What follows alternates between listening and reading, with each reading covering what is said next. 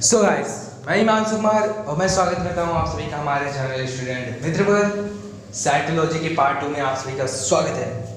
आज हम लोग जानेंगे ए.के. शर्मा के बारे में। ए.के. शर्मा के बारे में हम लोग जानेंगे, साथ ही साथ हम एच.एस. मुलर के बारे में जानेंगे और सेल थियरी को किसने बताया था और सेल थियरी को विस्तृत वर्णन किसने किया था, और साथ ही साथ हम लोग ये भी जानेंगे कि सेलुलर टोटिपोटेंसी के जनक कौन है। ठीक है, हम लोग इन सब के बारे में आज चर्चा करेंगे। तो गाइस, तो शुरू करते हैं अपना वीडियो, लेट्स बिगिन। तो सबसे पहले बात आती है ए.के. शर्मा के बारे में।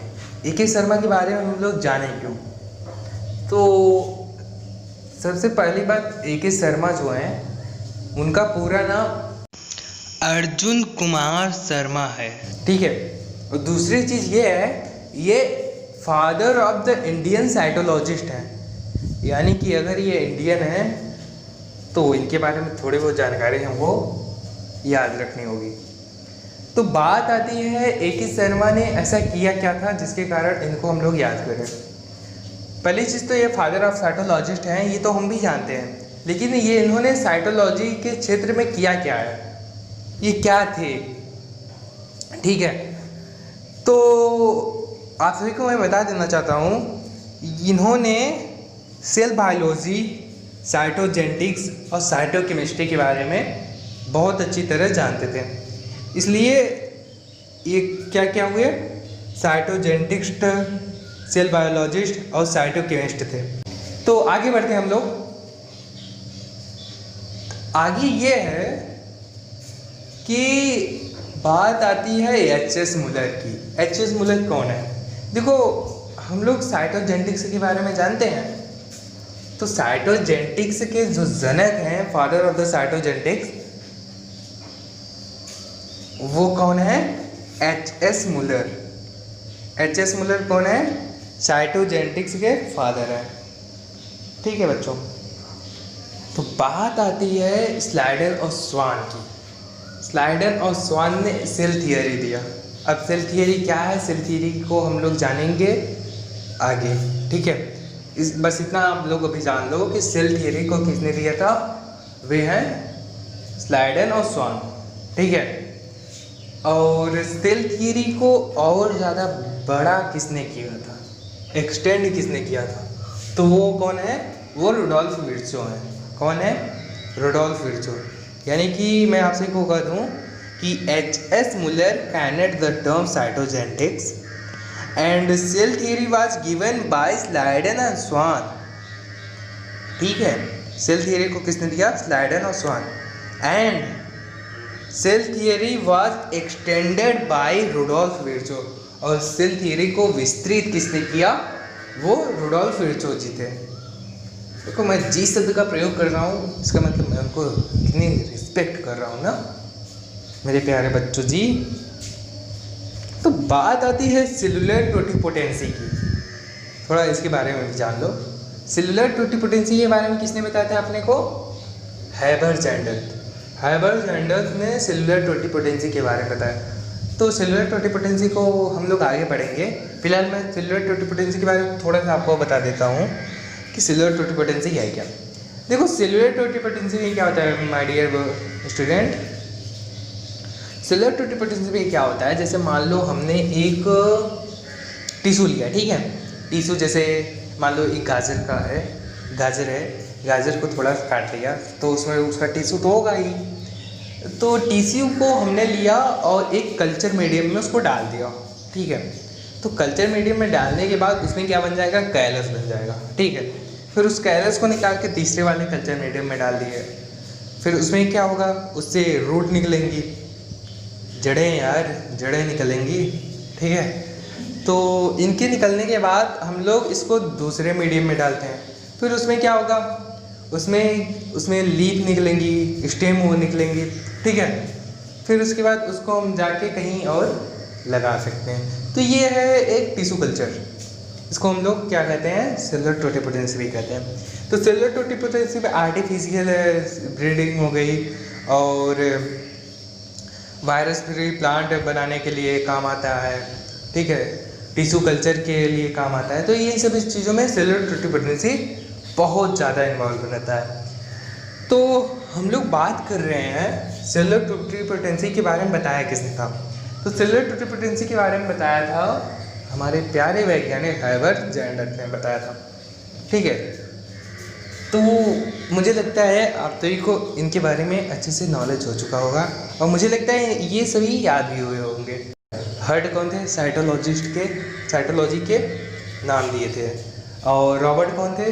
रॉबर्ट हुक एक मतलब कि साइटोलॉजी को बताए थे, साइटोलॉजी के फादर हैं।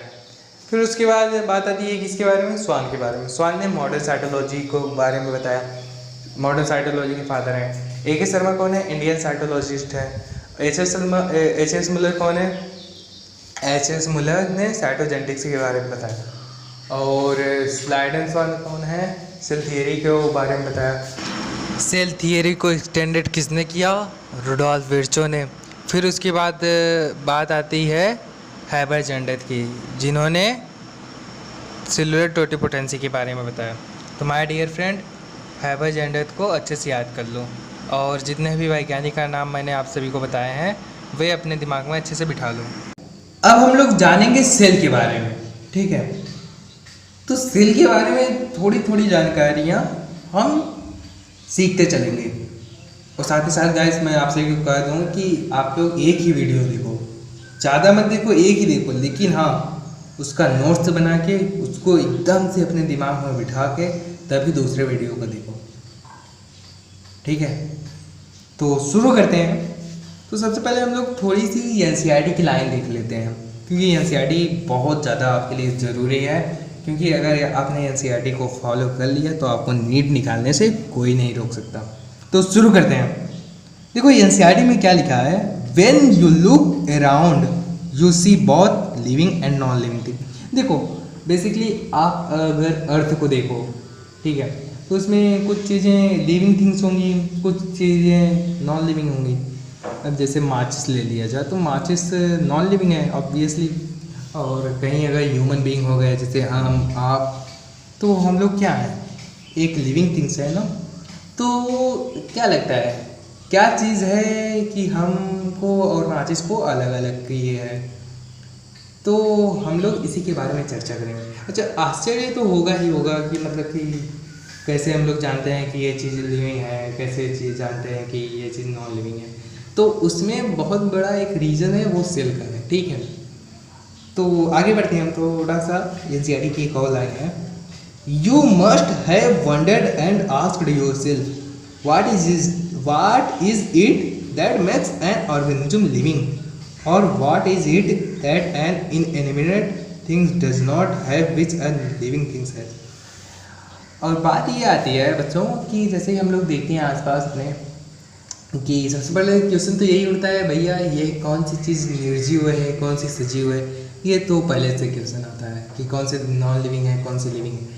और दूसरी चीज़ ये आती है कि क्या अलग करती है, कौन सी चीज़ ऐसी है जिससे हम लोग जान जाते हैं वो भाई लिविंग है और ये नॉन लिविंग है। ठीक है, तो वही चीज़ में से एक चीज़ सेल्स भी है। वैसे बहुत सारी चीज़ें हैं, लेकिन हाँ उसमें से एक सेल चीज़ आती है। तो आगे बढ़ते हैं। तो लिखा गया है, the answer to this is the presence of the basic unit of life, the cell is all living organism. तो हमको एक आंसर मिलता है। अगर आपने मुझसे पूछा कि सर क्या है जो मतलब कि लिविंग है और क्या नॉन लिविंग है, इसमें डिफ्रेंशिएट कैसे करेंगे, तो मैं आपको एक आंसर दे देता हूँ। मैंने मान लो आपको आंसर दे दिया सेल, तो भाई आंसर तो मेरा गलत तो हुआ नहीं। ठीक है, तो बात आती है कि कैसे अच्छा सेल ही क्यों? देखो बेसिकली अगर हम लोग कागज़ का टुकड़ा लें, ठीक है, या फिर कोई भी नॉन लिविंग चीज़ ले लें, तो उसमें सेल कहाँ पाई जाएगी? सेल तो केवल लिविंग चीज़ों में पाई जाती है ना, नॉन लिविंग में तो पाई नहीं जाती। तो वही चीज़ है, all organism are composed of cell. और जो भी मतलब अपने जीव जंतु हैं सभी लोग कोशिका से बने हुए होते हैं। बेसिकली क्या होता है, सेल बनते हैं, जैसे कि हमने पिछले वीडियो में जान लिया है, सेल पहले बनता है, फिर उसके बाद टिश्यू का फॉर्मेशन होता है, फिर उसके बाद ऑर्गन्स बनते हैं, फिर उसके बाद ऑर्गन सिस्टम बनता है, तब जाके एक बॉडी का निर्माण होता है। ठीक है, तो जो मैंने आप सभी को पिछले वीडियो में ही बता दिया, all organism are composed of cell, यानी सभी जो जीव हैं वे कोशिकाओं से मिलने से बने हुए होते हैं। सीधी सी बात है, ठीक है, यानी सभी जीव छोटी छोटी कोशिकाओं के मिलने से बने हुए होते हैं। अच्छा ये बताओ, क्या ऐसा कोई जीव है जो मतलब एक ही कोशिका का हो, उसमें बहुत सारे कोशिका न मिले हुए हो? है यार, बहुत सारे हैं। अरे अमीबा हो गया, पैरामीशियम हो गया, सभी एक कोशिका ही तो है। तो क्या एक कोशिका और बहुकोशिका अलग अलग होते हैं? ऑब्वियसली अलग अलग होते हैं, यूनिसेलुलर, मल्टीसेलुलर। ठीक है, तो इसमें थोड़ा आगे देखते हैं हम लोग।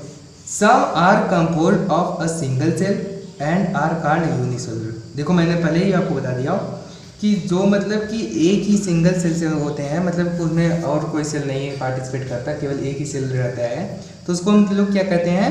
यूनिसेलुलर कहते हैं, यूनिसेलुलर ऑर्गेनिज्म कहते हैं।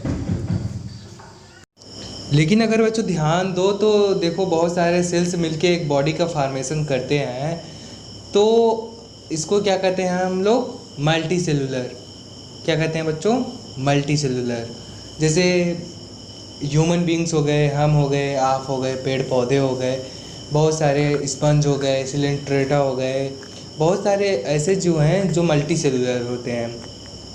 प्रोकैरियोट्स यूनिसेलुलर होते हैं, बाकी तो यही होते हैं, मल्टी सेलुलर होते हैं।